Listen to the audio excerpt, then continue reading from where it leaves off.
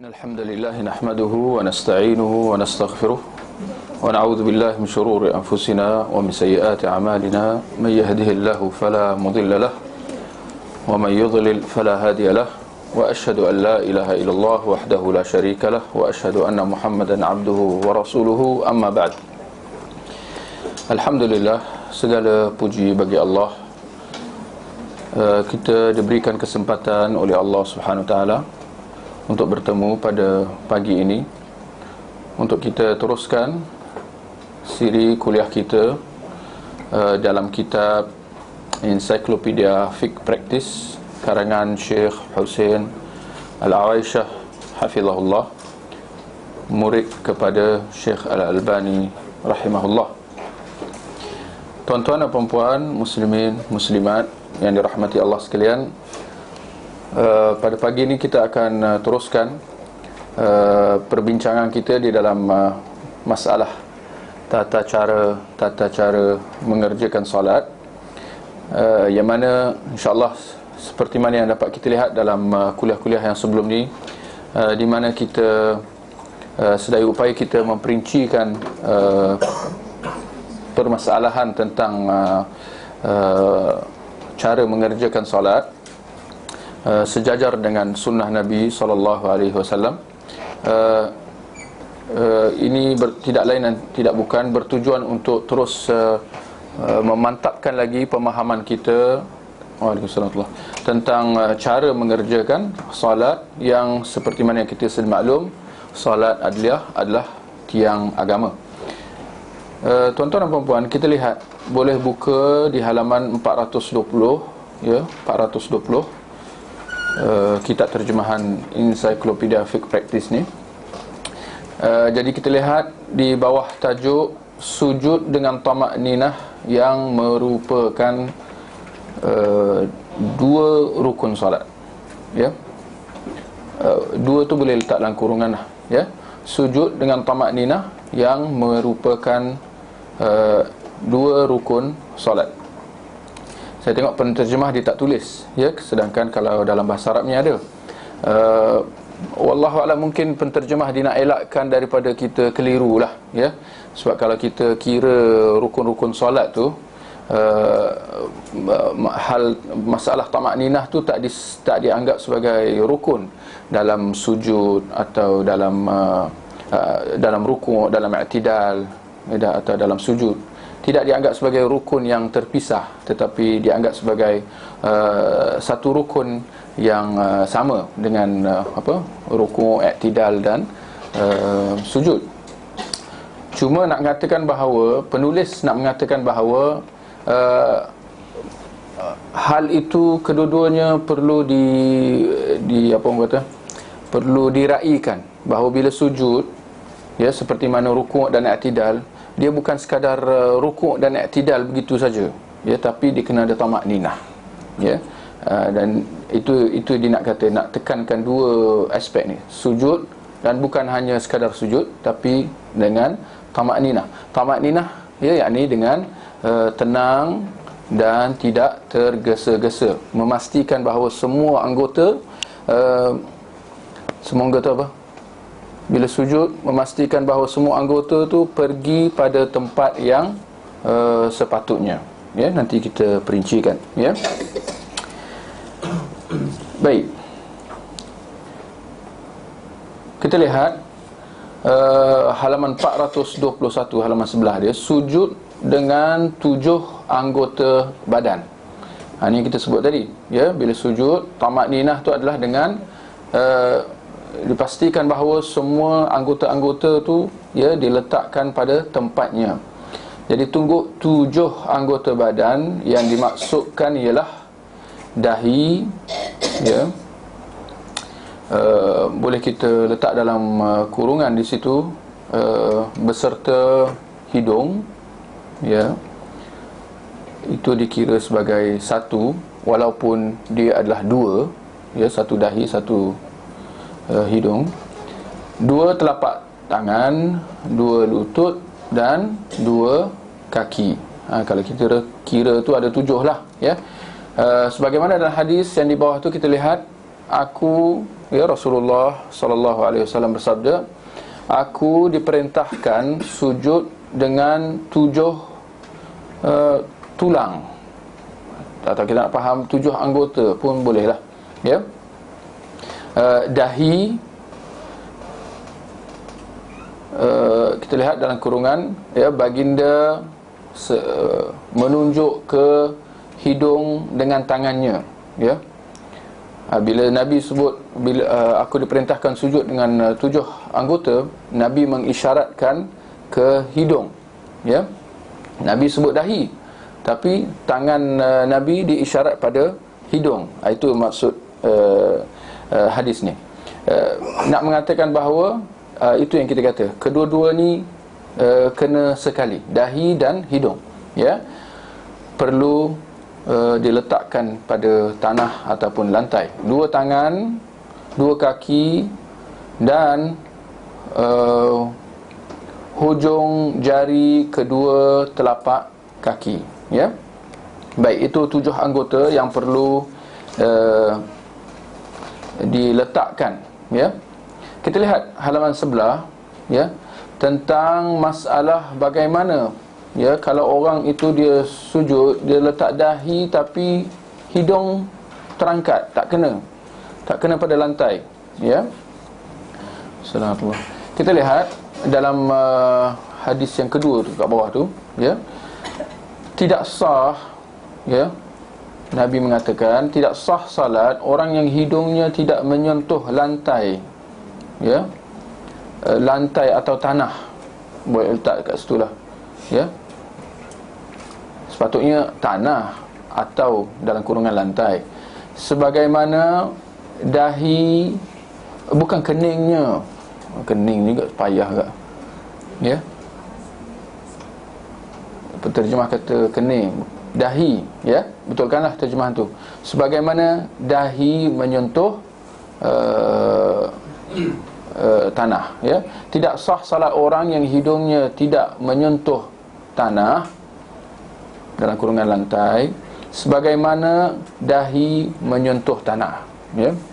Maksudnya tak sah kalau hidung tu tak kena seperti mana dahi kena, ya. Maknanya kedua-dua perlu sentuh dengan tanah atau lantai, ya. Kita lihat perenggan kat bawah tu, ya. Sebahagian ulama berpendapat bahawa salat orang yang ketika sujud hanya meletakkan dahi sahaja tanpa meletakkan hidung adalah sah. Ini pendapatlah, ya, pendapat sebahagian ulama. Kita lihat penulis kata, Syekh Hussein, dia kata, namun sebahagian lainnya berpendapat bahawa salat orang itu tidak sah sehingga dia sujud dengan meletakkan dahi dan hidungnya, ya. Jadi ada 2 pendapat.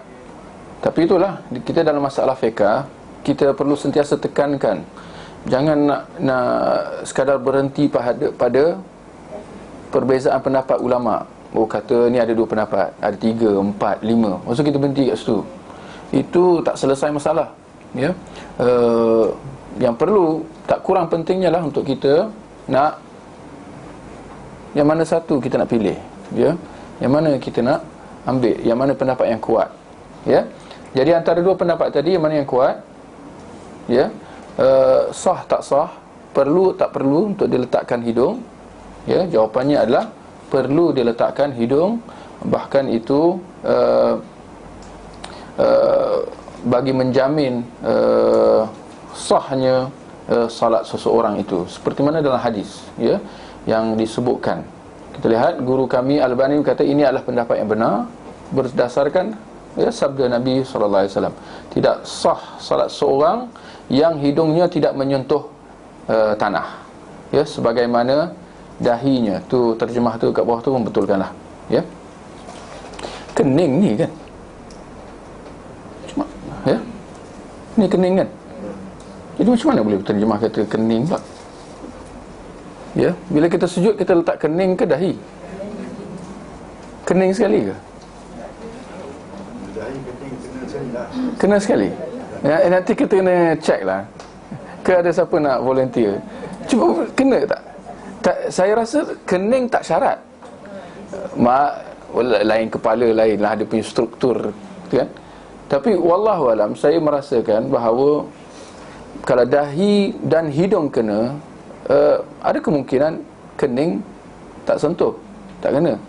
Kening dia masuk ke dalam ke ada lain orang lain kepala kan. Waalaikumsalam. Kan nanti masing-masing lepas ni check lah. Tapi nak kata bahawa yang perlu kena adalah dahi, itu syarat. Ya, dahi inilah, ya,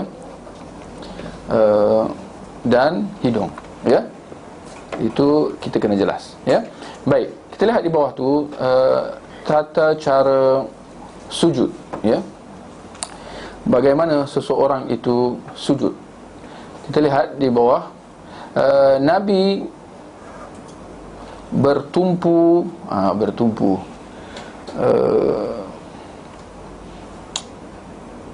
Apa perkataan dia?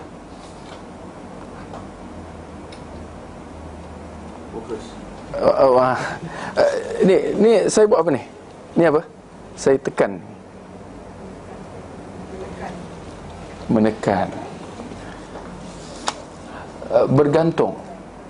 Macam orang berjalan dengan bertongkat. Dia apa pada tongkat tu? Tak semestinya dia tekan, tapi tongkat tu kena ada, kalau tidak dia jatuh. Dia bersandar. Menetapkan.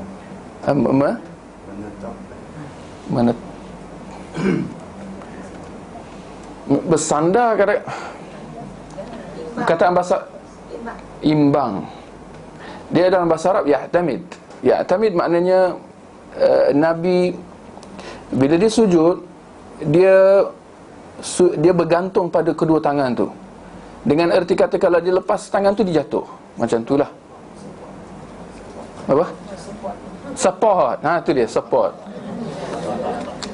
You speak English pula ya. Jadi nak kata apa? Itu dia kata bertumpu tu. Tu maksud bertumpu. Maknanya kesemua tadi ada kata fokus, ada kata semualah berkisar pada tu. Perkataan tu tak jumpa lagi perkataan sokongan. Tak lulus bahasa Melayu. Nabi bertumpu, saya ingat tumpu lah kot. Nabi bertumpu pada kedua telapak tangan. Maknanya Nabi fokus, atau seluruh berat badan tu fokus, atau disokong atau didokong oleh kedua telapak tangan. Dan membentangkannya. Membentang maknanya dibuka, ya, dibuka, itu maksud. Dibuka jari-jari tu, ya. Afwan, dibuka maknanya bukan digenggam, ya. Sebab kat bawah tu, dan merapatkan jari-jari, maknanya jangan digenggam, ya. Itu maknanya membentang, maknanya dibuka ke telapak tangan tu dan dirapatkan jari-jari, dan menghadapkannya ke arah kiblat, iaitu kedua tangan tu ketika sujud, ya. Itu jari, jangan digenggam, dibuka, jari dirapat dan dituju ke arah kiblat. Tengok sebelah tu, solat sebelah.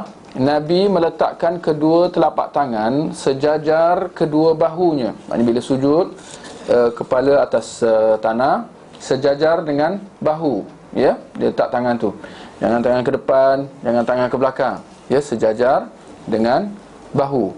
Tetapi terkadang sejajar dengan kedua telinga. Nak kata betapa terperincinya para sahabat bila mereka memerhatikan perbuatan Nabi SAW, ya. Nak mengatakan bahawa sifat-sifat tu perlu diraikan. Bila disebut bahu, maknanya bahu. Jangan dianggap bahawa bahu tu tak penting, ya, atau tak perlu diraikan, ya. Bahu atau telinga. Terlihat di bawah, Nabi benar-benar meletakkan hidung, ya, dan dahinya di lantai, ya. Apa maknanya benar-benar.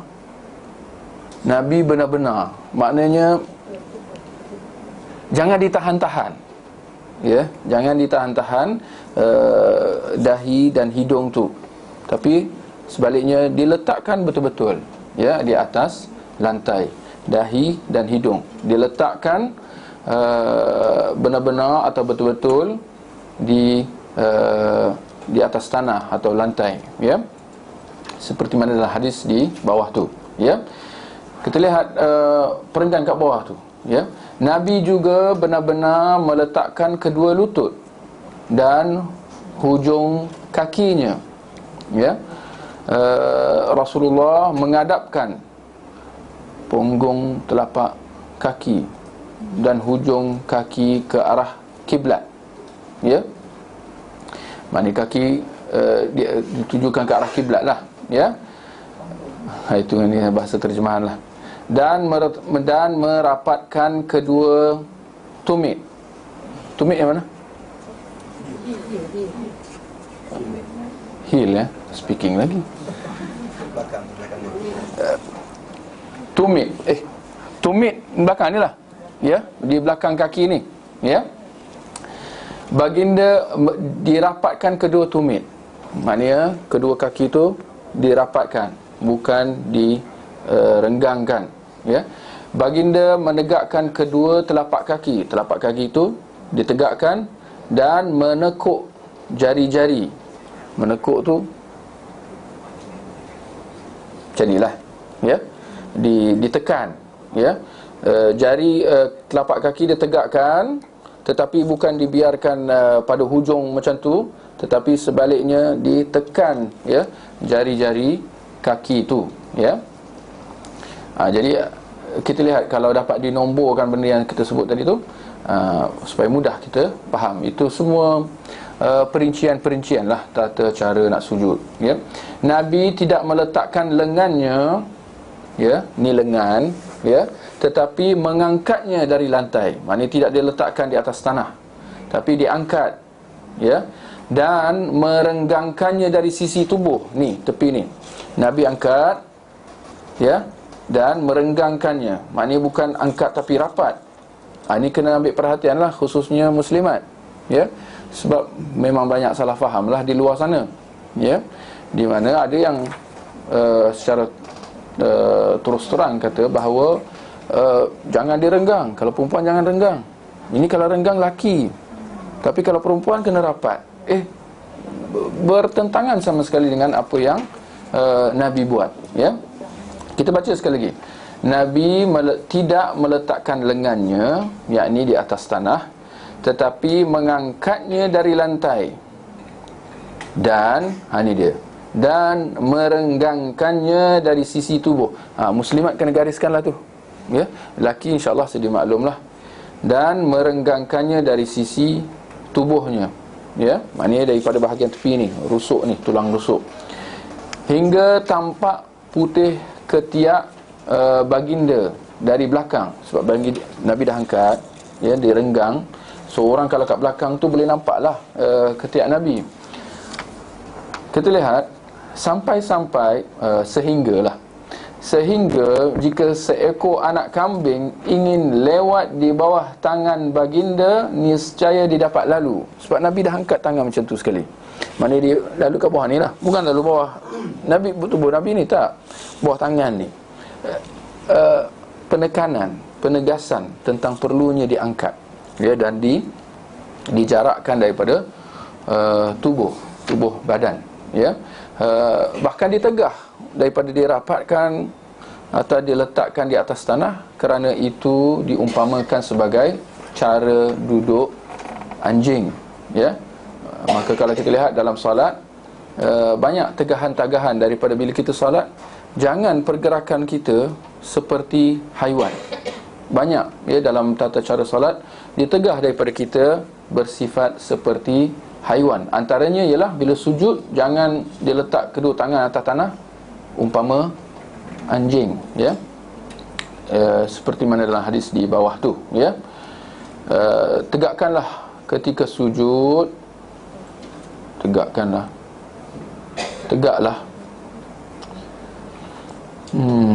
Banyak terjemahan ni nak kena bukan tegakkanlah ketika sujud, nanti orang confuse pula. Sujudlah dengan betul, betulkanlah terjemahan tu, ya. I'tadilu fis sujud, maknanya sujudlah dengan betul, dan janganlah salah seorang daripada kalian meletakkan lengannya seperti yang dilakukan oleh anjing. Ini muslimat kena ambil perhatian lah. Sebab kalau kita nampak memang banyak menjadi macam tu, ya. Tapi kadang-kadang ustazah ajar macam tu, ya. Ya. Nabi kata jangan buat macam tu, itu nampak anjing. Tapi ustazah kata kena buat macam tu. Sebab kalau jangan jadi macam laki, ya. Sebab kalau angkat jauh, itu laki, ya. Kadang-kadang jadi confuse lah, ya. Seolah-olah dia kata buat macam anjing, jangan solat macam Rasulullah. Terbalik sama sekali kalau kita lihat, ya. Jadi akhirnya kalau laki nak solat, ikut cara siapa? Rasulullah. Muslimat nak solat, ikut ada yang kata muslimat jangan solat macam laki, muslimat dia kena solat macam perempuan. Kalau kita tengok, kita ambil kanta pembesar tu, seolah-olah dengan erti kata lain, dia kata muslimat kalau nak solat, kalau dia kata muslimat jangan solat macam laki, boleh kita baca muslimat kalau nak solat jangan seperti Rasulullah. Sebab Rasulullah laki. Salah segala salah. Nampak? Ada Nabi buat, ada tak Nabi buat? Ini tata cara solat untuk laki, ini tata cara solat untuk perempuan. Ada Nabi buat macam tu? Tak ada. Tak dinafikan ada sedikit perbezaan, hanya dalam beberapa aspek sahaja antara laki dan perempuan, ya. Contoh, kalau imam silap, laki kata subhanallah, kalau perempuan ditepuk tangan dia. Itu ada. Tapi dan beberapa lagi aspek, ya. Tapi selain daripada itu, kembali kepada asal. Nabi kata apa? Sallu kama ra'aitumuni usalli. Salat seperti mana kamu lihat aku solat. Perintah ini dituju kepada siapa? Seluruh umat, laki, perempuan, kecil, besar, ya, sama. Baik, kita lihat ke bawah tu, lama sujud. Berapa tempoh perlu seseorang itu sujud, ya? Kita lihat di bawah tu, minimumnya, ya, lamanya sujud dan rukuk baginda sama dengan lamanya membaca satu kalimah tasbih. Itu minimum lah, supaya dikategorikan sebagai orang itu tamakninah. Apa kategori tamakninah? Apa ciri? Paling tidak boleh sebut tasbih sekali lagi, sekali, ya. Kalau rukuk subhana rabbiyal azim, kalau sujud subhana rabbiyal a'la, ya. Itu dikira sebagai tempoh atau tempoh yang paling minimum lah, ya, untuk nak sujud. Kalau sampai kalau orang tu laju sangat, macam mana nak kira laju atau perlahan? Sebab benda tu subjektif, kan. Jadi caranya lah, kalau kita tengok sampai dia nak sebut subhana rabbiyal azim pun laju, tak sempat, ya, maka itu dikira tak betul, ya, sujud dia, ya. Baik, kita lihat zikir-zikir yang dibaca ketika sujud, ya. Kita lihat apa ringkasnya, ya. Adakah subhanallah? Adakah bila kita nak kira paling minimum tu ialah subhanallah? Jawapannya tidak. Minimumnya kita lihat di situ subhana rabbiyal a'la, itu paling minimum, ya. Subhana rabbiyal a'la sekali, atau sunnahnya Nabi baca sampai 3 kali, ya. Subhana rabbiyal a'la, subhana rabbiyal a'la, subhana rabbiyal a'la. Kita lihat nombor 2, nak tambah, ada riwayat Nabi tambah subhana rabbiyal a'la wa bihamdi, seperti dalam rukuk, ya. Dalam rukuk subhana rabbiyal azim atau subhana rabbiyal azim wa bihamdih, ya. Ini yang ringkas lah. Nak panjang sikit, tengok nombor 3, subuhun qudusun rabbul malaikati war ruh, ya. Bolehlah, itu boleh kita baca sendirilah, ya. Paling tidak kita tambahlah satu, ya. Kalau ada biasa subhana rabbil a'la, tambah lagi wa bihamdih. Upgrade lagi solat kita, subuhun quddus rabbul malaikatur ruh. Kalau dah lagi, upgrade lagi.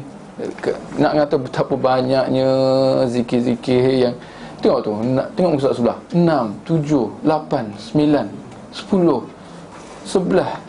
Berkerut dahi tengok, 12. Tak ada ruang kita nak buat bidah. Tak ada ruang nak tambah-tambah. Ini zikir-zikir ni pun saya hampir yakin bahawa masyarakat di luar, bahkan boleh kita kata satu dunia, ya, berapa ramai yang hafal semua zikir-zikir ni dan boleh mempelbagaikannya dalam solat-solat dia. Agak-agak macam mana? Ya. Inna lillahi wa inna ilaihi raji'un. Ya. Kita lihat dalam nombor 12 tu, ya, zikir yang Nabi baca, sabit Nabi baca ketika sujud. Allahumma a'udzu biridhaka min sakhatik wa bimu'afatika min 'uqubatik wa a'udzu bika minka la uhsi thana'an 'alaik anta kama athnaita 'ala nafsik. Ya, dia doa, ya, doa dan zikir dalam masa yang sama, ya, dibaca ketika sujud. Sebelum tu nombor 11, lagi panjang, ya. Zikir-zikir daripada Rasulullah sallallahu alaihi wasallam. Nak katakan betapa banyaknya zikir-zikir yang kita tak baca, ya.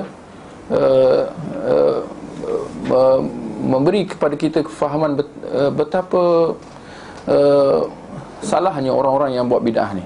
Kerana orang-orang yang buat bid'ah, mereka akan mengatakan bahawa apa yang Nabi ajar tu dah mereka dah buat semua sampai tak cukup. Bid'ah tu maknanya apa? Tambahan kan? Seolah-olah apa yang Nabi ajar tak cukup, kita kena tambah lagi. Tetapi adakah begitu? Adakah mereka sudah beramal dengan semua yang Nabi ajar sehingga tak cukup?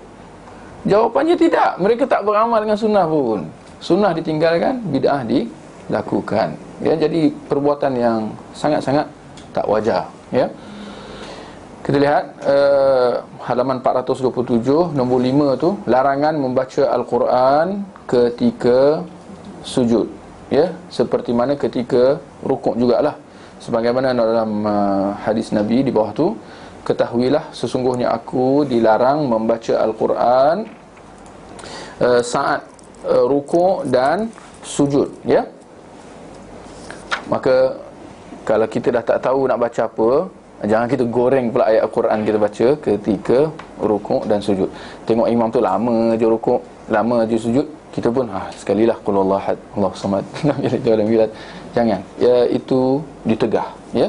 Kita lihat bagaimana asalnya itu Quran. Kita lihat asalnya Al-Quran, tetapi dia perlu kena pada tempat dan caranya. Maka Al-Quran kalau dibaca ketika rukuk dan sujud, apa jadi? Hasanah ke dalalah? Nampak? Tak apa, bid'ah hasanah kan baik. Tak, dia bukan baik. Nampak? Ya. Jadi tak boleh nak guna logik saja semata-mata, ya. Kita lihat di bawah tu ke nombor 6, keutamaan sujud. Kalau kita pakai doa Rabbana tak boleh baca kat sini. Rabbana apa?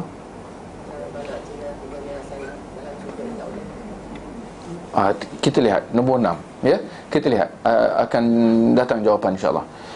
Keutamaan sujud dan anjuran untuk memperbanyakkan sujud, ya. Anjuran memperbanyakkan sujud sebenarnya boleh letaklah dalam kurungan solat lah, ya. Bila kita anjuran memperbanyakkan sujud, maknanya solat, ya. Kerana sujud tu sebahagian daripada solat. Adapun kalau orang tu nak sujud je tanpa solat, itu jelas dia dah membuka pintu buat bid'ah, ya. Dia tak buat solat sunat, tapi dia buat sujud sunat. Ada sujud sunat. Jangan salah faham, ya.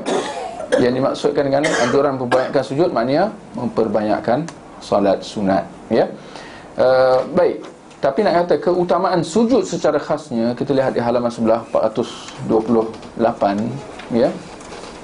Hadis yang di bawah tu, yang lain tu saya kira boleh baca sendirilah. Kita hanya ambil yang, ya, yang rasa penting perlu ditekankan, kita bacalah, ya. Kita lihat dekat bawah tu, ya, halaman 428, hadis Nabi SAW, sesaat atau keadaan lah, bukan saat lah, keadaan yang paling dekat antara seorang hamba dengan Tuhannya, Rabbnya maknanya Tuhan lah, dengan Tuhannya adalah ketika dia sujud. Maka perbanyakkanlah doa ketika itu, ya. Keadaan yang paling dekat, ya, seseorang hamba, ya, paling dekat dengan Tuhannya ketika dia sujud. Seorang hamba, seorang manusia paling dekat dengan Tuhannya, paling dekat dengan Allah ketika dia sujud. Maka perbanyakkanlah doa ketika itu, ya. Maka terjawablah soalan tadi, insya-Allah. Nabi menuntut supaya kita memperbanyakkan doa ketika sujud, ya. Kerana keadaan itu dikira keadaan yang apa orang kata, sangat signifikan, atau keadaan yang sangat penting, ya. Keadaan yang sangat unik ketika kita sujud, ketika kita meletakkan anggota kita yang paling mulia, iaitu muka, wajah, di atas tanah yang dianggap tempat memijak-mijak kaki, ya. Dan dalam keadaan kita, orang kata apa, sujud tu dalam keadaan kita merendahkan kepala kita dan kita mengangkat belakang kita, punggung kita. Itu kedudukan atau cara perhambaan yang paling tinggi, kan? Manusia ni dibezakan dengan haiwan, kan? Manusia kepala di atas dan dia boleh berjalan tegak. Tak ada haiwan yang boleh buat macam tu. Haiwan dia paling elok pun kepala dia sama level dengan punggung dia, ya. Dia berjalan atas 4 kaki. Tapi nak kata manusia je yang boleh berjalan dengan 2 kaki, kepalanya di atas, punggung di bawah. Tapi bila sujud, kita meletakkan wajah kita di paling bawah, manakala belakang kita, punggung kita diangkat. Maknanya gaya atau cara perhambaan yang paling tinggi, ya. Maka tidak heranlah, ya, dalam keadaan kita memperhambakan diri kita, kita orang kata apa,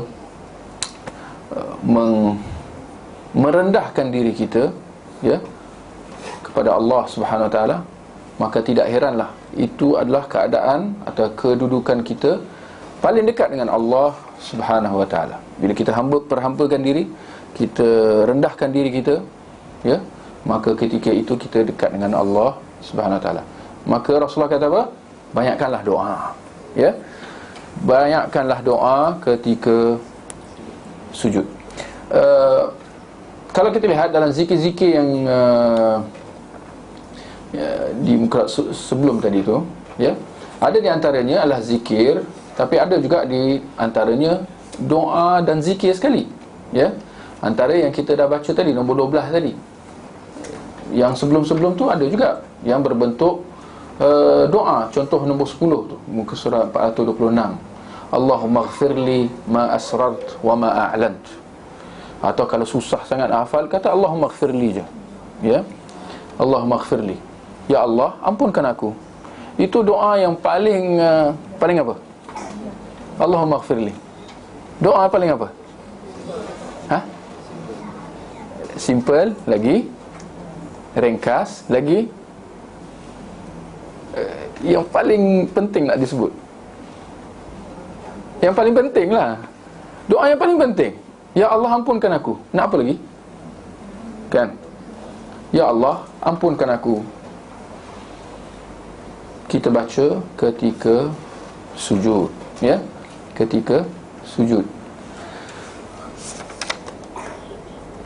Baik, kita lihat halaman sebelah 429.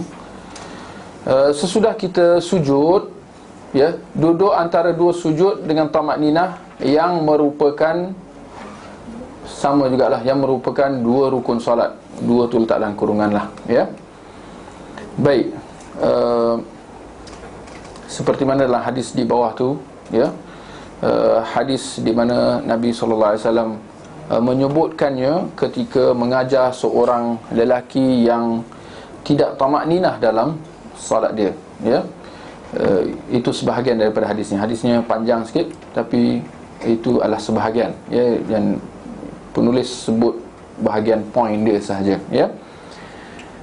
Baik, cuma nak kata dalam masalah duduk antara dua sujud, kita lihat perenggan yang kat bawah sekali tu, muka surat 429 tu. Terkadang Nabi SAW mengangkat kedua tangannya ketika mengucapkan takbir untuk bangkit dari sujud. Mungkin ramai daripada kita yang tak buat, ya. Jadi ini antara sunnah yang boleh dihidupkan. Nabi angkat kedua tangan, maknanya Nabi bertakbir, bukan sahaja dengan mulut Allahu Akbar, tapi angkat tangan sekali. Tak pernah dilihat di mana-mana masjid. Siapa yang buat tu, itu tak tahulah, itu panggil apa? Itu Wahabi besar tu. Bangun daripada sujud dengan takbir. Bangun daripada sujud, takbir dengan mulut biasa, kan? Bangun daripada sujud, Allahu Akbar, kan?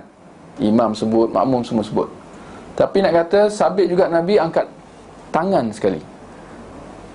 Nanti balik rumah cuba, ya, hidupkan sunnah Nabi SAW. Asalkan hadisnya sahih, maka itu mazhab kita. Asalkan hadis Nabi itu sahih, maka itu mazhab kita yang kita perlu amalkan. Tak ada pilihan, perlu kita amalkan. Tinggal lagi, ya, yang mana wajib, wajiblah, yang mana sunat, sunatlah. Tapi kita perlu amalkan, walaupun paling tidak sekali seumur hidup, ya. Kita lihat halaman 430, ya, ke atas sekali tu. Kemudian Rasulullah sallallahu alaihi wasallam membentangkan telapak kaki kiri dan mendudukinya dengan tenang. Membentangkan, apa maksud membentang? Maknanya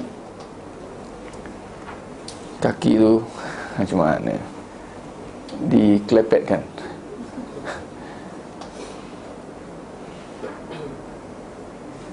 Ya, kaki kiri dibentangkan. Penterjemah kata dibentangkan. Maknanya dia ni bahagian atas kaki, bahagian bawah dibawa macam ni lah, ya, kaki kiri, dan duduk di atasnya. Berat badan kita ditekan di atas kaki kiri, ya, dengan tenang. Ada perkataan lain membentangkan? Bolehlah, ya. Baik. Di hujung perenggan tu, perenggan yang pertama juga, baginda juga menegakkan telapak kaki kanan. Kaki kiri ditelingkupkan, ya, ke bawah. Berat badan atas di kaki kiri. Kaki kanan ditegakkan. Saya kira masyarakat kita tak ada masalah lah, ya. Masyarakat kita masalah ni dijaga betul. Mungkin kita lihat masyarakat di luar, kalau orang Arab misalnya, kalau siapa pergi umrah haji, kadang-kadang dia bungkus duduk kaki, kan? Mungkin ada juga di kalangan orang yang solat kat sini pun dibungkus, atau kedua-dua dia lepas. Tak betul lah, ya, tidak menepati sunnah. Sunnah Nabi, kaki kanan ditegakkan dan mengadapkan jari-jari ke arah kiblat. Maksudnya ditekan hujung jari kaki kanan ke arah kiblat, ya. Kita lihat di bawah tu, perenggan di bawah tu, Nabi memanjangkan duduknya hingga hampir sama dengan lama sujudnya, ya. Duduk di antara sujud ni pun dia lama dia. Mungkin hal ini berbeza dengan apa yang diamalkan di luar, di masyarakat sana, di kalangan masyarakat. Duduk tu hampir lama dengan sujud, ya. Bahkan terkadang baginda berdiam, tengok baca jumlah tu. Terkadang Nabi berdiam dalam posisi itu, iaitu duduk di antara dua sujud, sehingga seseorang itu berkata baginda telah lupa. Duduk di antara dua sujud. Para sahabat kata kadang-kadang Nabi lama duduk di antara dua sujud, sehingga makmum kat belakang tu menyangka bahawa Rasulullah dah lupa. Rasulullah dah lupa maknanya Rasulullah apa? Dah lupa apa? Dah lupa dia semayang. Atau ada kebarangkaian yang lain? Nabi dah lupa dia dekat mana? Dia kedudukan dia kat mana? Lepas ni nak bangun ke nak sujud balik? Macam tu. Boleh? Itu maksud sahabat tu. Ya, sehingga terkadang seorang kami berkata baginda telah lupa. Ya. Baik, kita lihat zikir-zikir yang dibaca ketika duduk di antara dua sujud. Ini kita kena betulkanlah, ya, bacaan zikir kita antara dua sujud ni. Kita lihat nombor 1 tu, Allahumma ighfirli atau Rabbi ighfirli warhamni wajburni warfa'ni wahdini wa'afini warzuqni. Dia punya kedudukan, mungkin apa, kedudukan apa nama tu, perkataan-perkataan tu, ya, perlu selari dengan apa yang diajar oleh Rasulullah sallallahu alaihi wasallam lah. Jangan kita tunggang terbalikkan, yang belakang ke depan, ke depan ke belakang, ya. Jadi Allahumma ighfirli warhamni warfa'ni wahdini wa'afini warzuqni. Ada 6 perkara yang diucapkan oleh Rasulullah sallallahu alaihi wasallam, ya. Atau nombor 2, ringkasnya Rabbighfirli, ya. Rabbighfirli. Ini ketika duduk di antara dua sujud, ya. Jadi kita kena perbetulkanlah bacaan zikir kita ketika solat secara amnya dan ketika duduk di antara dua sujud secara khasnya. Ya, mungkin tak tahu, selama ni saya ingat yang masyarakat sebut tu apa biasa, duduk di antara dua sujud. Dia kata Allahumma ighfirli juga, atau Rabbighfirli warhamni. Mungkin ada terbalik-terbalik, warfa'ni. Yang penting kena pastikan lafaz tu, ya. Maka di depan kita yang dibawakan oleh penulis, yang mana yang lafaz-lafaz lain perlu dirujuk. Kita tak nak terus kata salah, ya. Kita kena pastikan dulu. Maka kalau tak dapat dipastikan, selamatnya ialah ambil yang sudah pasti, ya, seperti mana yang dibawakan oleh penulis di depan kita ni, ya. Baik, kita lihat halaman 431, duduk iqa' di antara dua sujud. Ini pun di antara sunnah yang boleh dihidupkan, boleh kita hidupkan. Ini pun saya kira ramai masyarakat tak buat pun, ya. Duduk iqa' di antara dua sujud. Apa tu duduk iqa', ya? Kita lihat perenggan di bawah tu. Kami bertanya kepada Ibnu Abbas tentang duduk iqa' di antara dua telapak kaki. Ibnu Abbas menjawab, perbuatan itu termasuk dalam sunnah, ya. Tinggal lagi apa yang dimaksudkan dengan iqa', duduk iqa'. Kita lihat nota kaki kat bawah tu, nota kaki nombor 302 tu. Penjelasan Imam An-Nawawi rahimahullah. Dia mengatakan bahawa duduk iqa' ada dua macam. Satu yang dilarang, satu yang disunnahkan. Kita lihat, dia kata salah satunya adalah dengan mendudukkan kedua pinggul di lantai dan menegakkan kedua betis dan ditegakkan kedua betis serta meletakkan kedua tangan di atas lantai sebagaimana duduknya anjing. Ini macam mencangkung lah, ya, macam mencangkung, ya. Ini saya kira tak ada orang duduk macam ni lah ketika duduk di antara dua sujud. Kita lihat dekat bawah tu, cara duduk seperti ini dimakruhkan sebagaimana yang disebut dalam larangannya dalam hadis lain. Baik.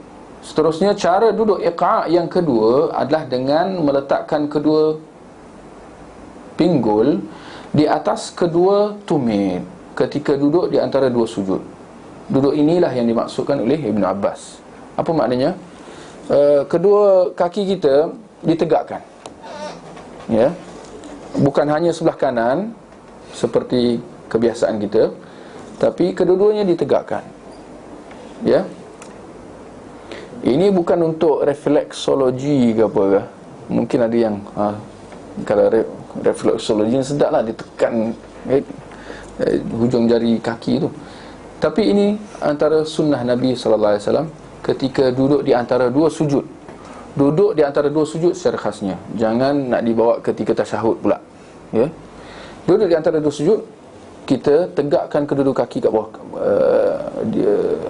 dan kita duduk atasnya, ya. Bukan kita duduk di antaranya. Duduk antaranya tak betul, itu jadi anjing juga, kan. Tapi dia rapat dan kita duduk atasnya dan ditekan. Boleh? Lepas ni cuba balik rumah boleh buat ketika duduk di antara dua sujud, ya. Dalam apa juga solat fardu atau sunat, ya. Baik, boleh lagi? Boleh sambung ke? Kita ambil satu lagi lah. Kita lihat halaman 432, duduk istirahat. Ada pula duduk istirahat. Apa yang dimaksudkan dengan duduk istirahat?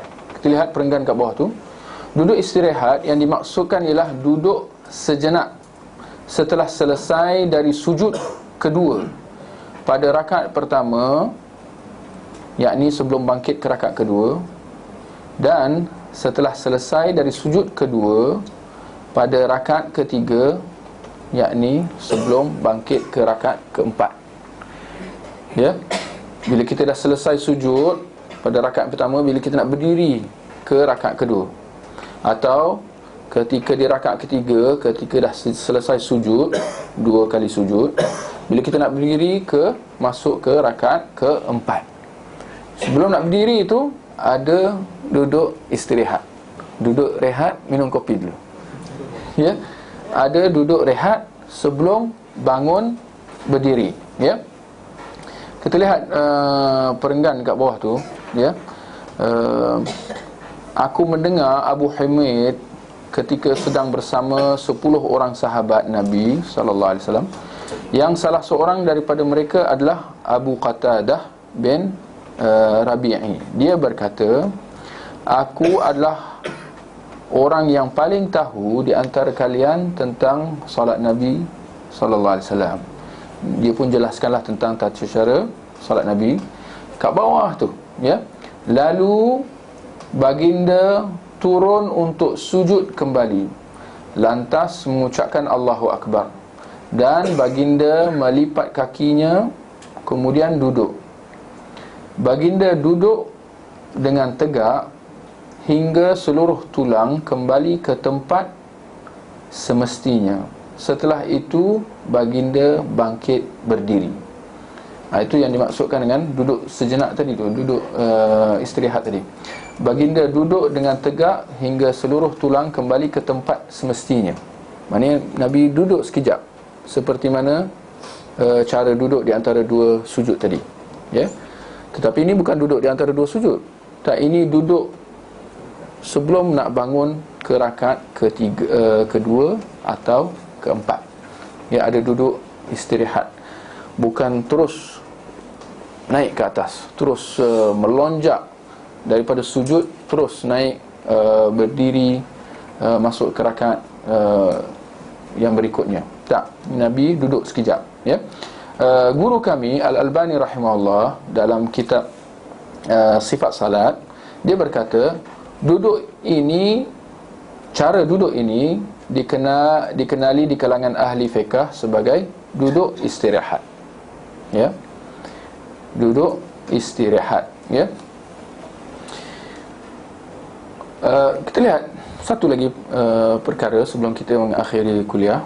Kita lihat halaman 433, cara bangkit dari sujud untuk berdiri ke rakaat kedua.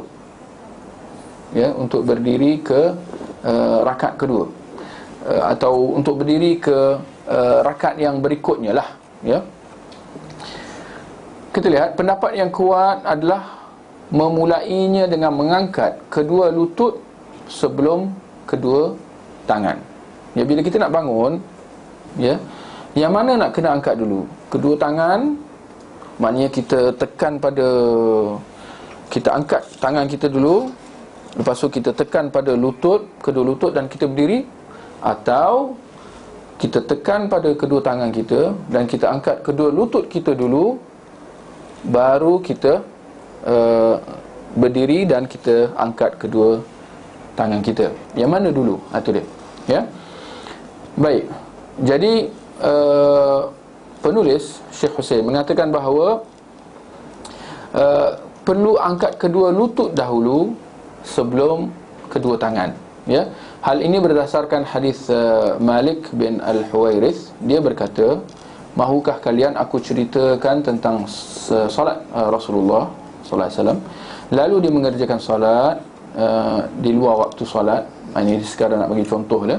Ketika bangkit dari sujud kedua pada rakaat yang pertama, dia pun duduk dengan lurus, kemudian berdiri dengan bertompang pada lantai, ya.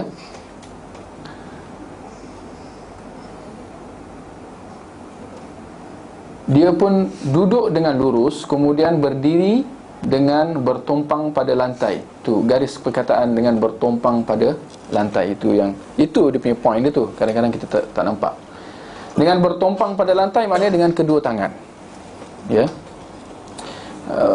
Maknanya kedua lutut diangkat dan seluruh berat badan pada kedua tangan tu.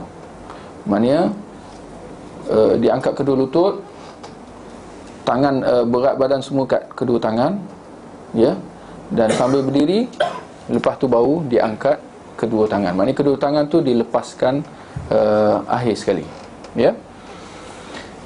Boleh, insyaAllah. Kita lihat ini supaya kita menyelisihi unta sekali lagi, ya. Menyelisihi unta, bukan sahaja apabila dalam kuliah lepas kita dah bincang pasal masalah bila nak sujud, yang mana perlu turun dahulu, kedua tangan atau kedua lutut, ya. Dan kita telah membuat kesimpulan bahawa bila sujud, mana kena dulu? Kedua lutut ke kedua tangan? Mana perlu turun dulu?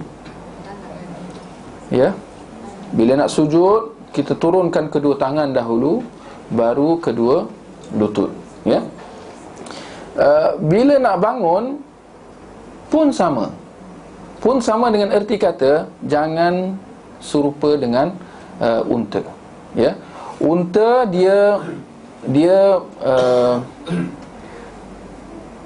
turun dengan kedua lutut, ya. Dia turun dengan kedua lutut. Lutut tu cecah dulu pada tanah, ya. Maka kita selisih dan kita letak dua tangan kita dulu.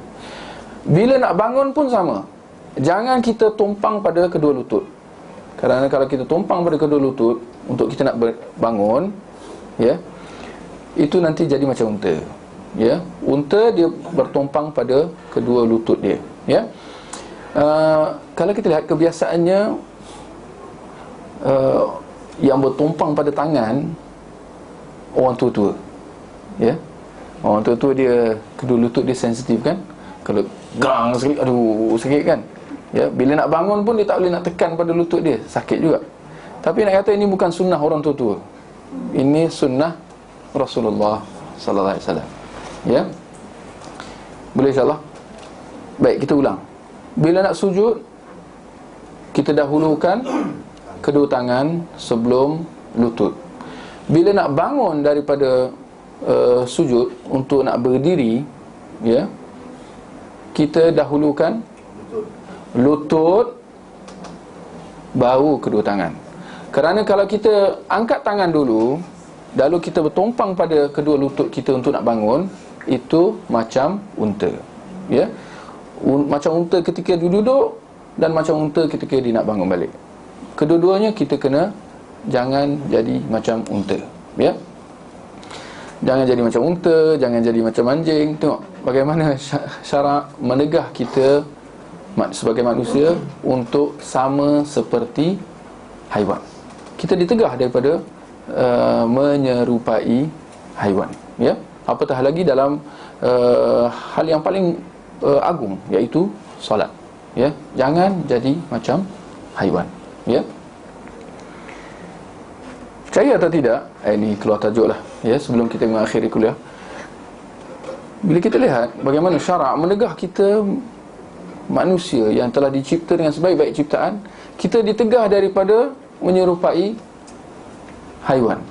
Tetapi kalau kita lihat manusia, termasuk di kalangan orang Islam, gara-gara terikut-ikut dengan orang kafir, kadang-kadang ada unsur-unsur nak jadi seperti haiwan. Bagaimana? Kadang-kadang perasan atau tidak, banyak logo-logo, kadang-kadang bendera pun dia letak gambar haiwan. Boleh gambar kijang lah, gambar harimau lah. Boleh atau tidak? Ini sekadar keluar topik sikit lah je. Semua sekadar nak membuka minda kita. Ya. Kita letak logo kita bijak seperti kancil. Kalau tu tak gambar kancil, seolah-olah kita nak jadi macam kancil. Apa lagi? Gambar harimau. Ini semua sensitif ni. Gambar harimau, harimau tengah nganga ni. Garang seperti harimau, berani seperti harimau. Okey, boleh. Sekarang boleh juga aku nak jadi macam harimau. No. Jangan jadi macam harimau atau arnab ke, kucing ke, kancil. No. Jadi seperti apa? Manusia. Ya. Garang seperti Rasulullah. Bagus. Berani seperti Rasulullah. Lagi bagus. Bijak seperti Rasulullah. Apa nak jadi harimau? Tak bengong tu, kan? Tapi ini semua gara-gara terikut dengan orang kafir. Orang kafir buat macam tu, kita pun nak buat macam tu. Subhanallah. Ya. Baik, saya ingat cukup sekadar itu. Ada sebarang pertanyaan? Kalau kaki Yang belakang tu dah angkat tangan dulu. Kepada Pak Ustaz, sebab ada yang kata kalau dalam keadaan di bawah sujud tak boleh baca ayat Quran. Tetapi dalam surah Al-Isra ayat surah 17, Al-Isra ayat 80, 79 daripada 79 dan 80, yang kata dan bangunlah pada sebahagian waktu malam salat tahajud. Dan yang 80 tu doanya Rabbi adkhilni mudkhala sidq. Ada doa di situ. Yes. Boleh baca doa tu. Ayat Boleh baca doa. tak apa ayat Quran tu, yang ayat surah Al-Isra ayat ke-80. 80. Ada ayatnya di situ. Ada. Bacalah.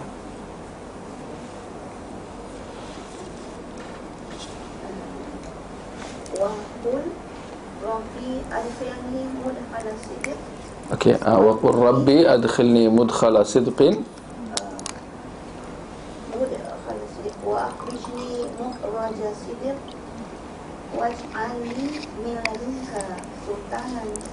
wa qur rabbi adkhilni mudkhala sidqin wa akhrijni mudkhala sidqin waj'alni min ladunka sultanan nasira.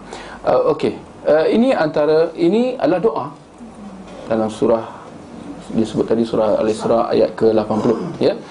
Ayat ni berbentuk doa, ya. Baik. Persoalan, kalau kita lihat dalam Al-Quran banyak diajar kepada kita doa-doa, ya. Siapa ingat doa-doa dalam Al-Quran? Rabbana atina fid dunya hasanah wa fil akhirati hasanah. Ada lagi? Rabbighfirli wa liwalidayya warhamhuma kama rabbayani saghira. Lagi doa, Rabbana zalamna anfusana wa illam taghfir lana wa tarhamna lanakunanna minal khasirin. Ini kalau kita lihat, mungkin kita dah biasa, kita dah baca dalam harian kita, tapi hakikatnya dia adalah ayat-ayat Al-Quran. Hakikatnya ia adalah ayat-ayat Al-Quran. Seperti mana dalam hadis, lagilah sedia maklum, dia adalah hadis, tapi dalam masa yang sama doa yang diajar kepada kita oleh Rasulullah sallallahu alaihi wasallam. Seperti banyak yang kita lihat. Baik. Cuma kita dah sebut tadi, ketika rukuk dan sujud secara khasnya kita ditegah daripada membaca Al-Quran. Kita ditegah daripada membaca Al-Quran. Jadi timbul persoalan, kemusykilan, bagaimana dengan ayat-ayat Al-Quran yang berbentuk doa, antara yang disebut tadi, atau yang kita sebut sebahagian kecil daripadanya juga tadi, Rabbighfirli, ya, Rabbighfirli wali walidayya, ya Allah ampunkan aku dan kedua orang tua aku, ya, warhamhuma kama rabbayani saghira, dan rahmatilah kedua mereka seperti mana mereka menjaga aku ketika aku kecil. Ini ayat-ayat Al-Quran. Boleh atau tidak dibaca? Jawapannya kembali kepada niat. Kembali kepada niat. Apa niat? Niat kita nak baca Quran ke nak baca doa? Ya. Jika kita membacanya atas dasar bahawa dia adalah doa, boleh. Jika kita membacanya atas dasar bahawa kita sedang membaca Al-Quran, tak boleh. Tidak, niat. Niat memainkan peranan yang sangat penting. Jangan kata asalkan Al-Quran tak boleh. Tak, niat tu, niat dia membezakan antara segala sesuatu, antara ikhlas atau tak ikhlas, antara ibadah ataupun adat, ya, antara ayat Al-Quran atau sebagai doa. Jadi kena betulkan niat. Maka kalau kita baca ayat Al-Quran yang berbentuk doa, atas dasar doa, atas dasar kita nak doa, maknanya kita kena fahamlah doa yang kita nak baca tu, ya. Kita khawatir kalau kita baca ayat Al-Quran tu walaupun di doa, tapi gara-gara kita tak faham, jadi itu boleh menjadi muskil tu. Kita baca sesuatu tanpa kita faham, jadi dia boleh jadi syubhat di situ. Ya, itu lebih kepada ayat Al-Quran. Kerana ayat Al-Quran kalau kita baca tanpa kita faham, kita dapat pahala, kan? Tetapi dengar, saya ulang, ayat Al-Quran kalau kita baca tanpa faham, boleh?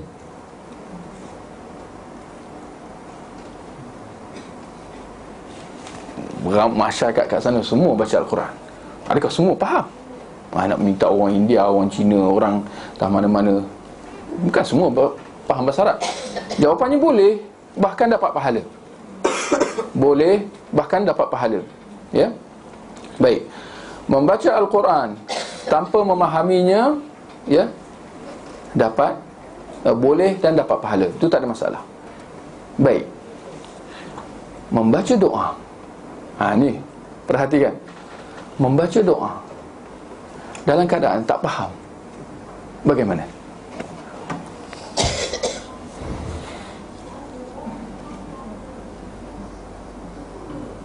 Teman 3 hari 3 malam membaca doa tanpa faham, bagaimana?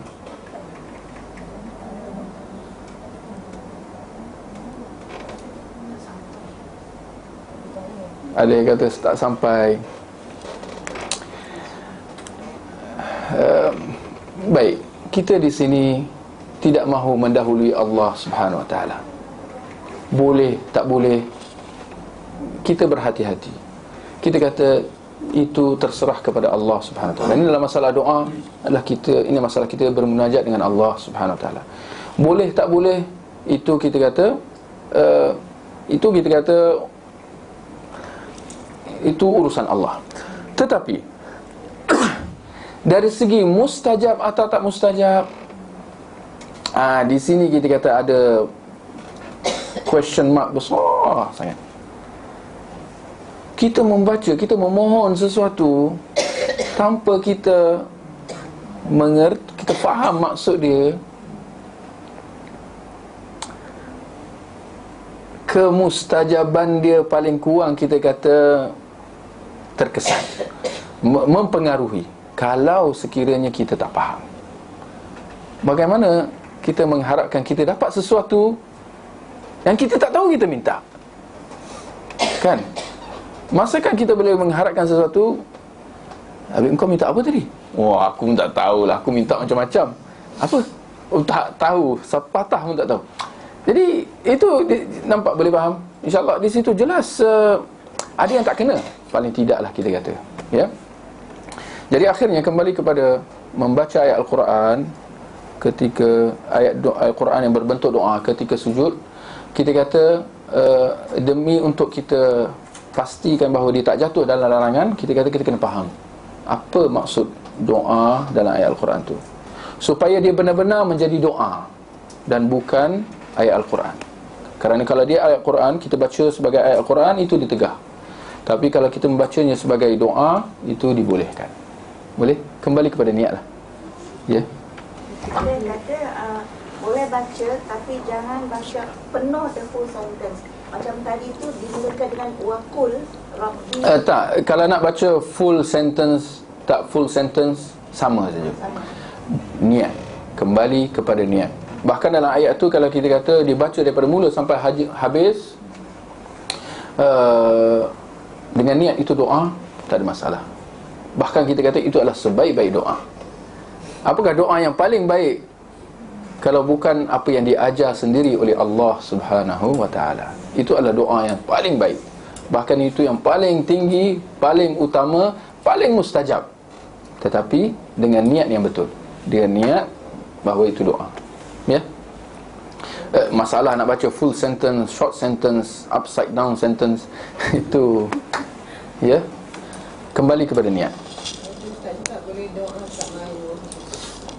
Doa tak kira dengan bahasa apa, Melayu, bahasa Arab, India, Cina, tak kira, ya.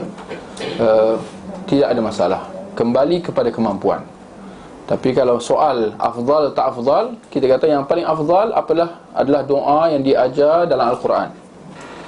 Doa atau doa yang diajar oleh Rasulullah. Doa yang sabitlah, ya. Yang kedua, martabat yang kedua, doa umum yang dibuat sendiri, tetapi bukan yang diamalkan secara berterusan, ya, dengan lafaz-lafaz yang tertentu, direka-reka, tapi diamalkan secara berterusan seolah-olah dia doa rawatib. Itu tak boleh. Ini doa yang direka-reka. Doa yang direka-reka boleh dibaca kalau, ya, macam nak kata,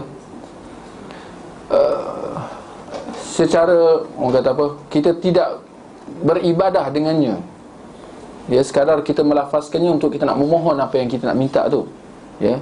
Macam-macam lah kita nak minta. Afdalnya kita kata baca dalam bahasa Arab, ya. Itu peringkat yang kedua. Peringkat yang ketiga yang paling bawah adalah doa yang kita reka sendiri menurut apa yang kita nak minta dalam bahasa ibunda kita, tak kira bahasa apa, ya. Berdasarkan kaedah bahawa Allah tak membebankan seorang itu kecuali dengan apa yang dia mampu. La yukallifullahu nafsan illa wus'aha.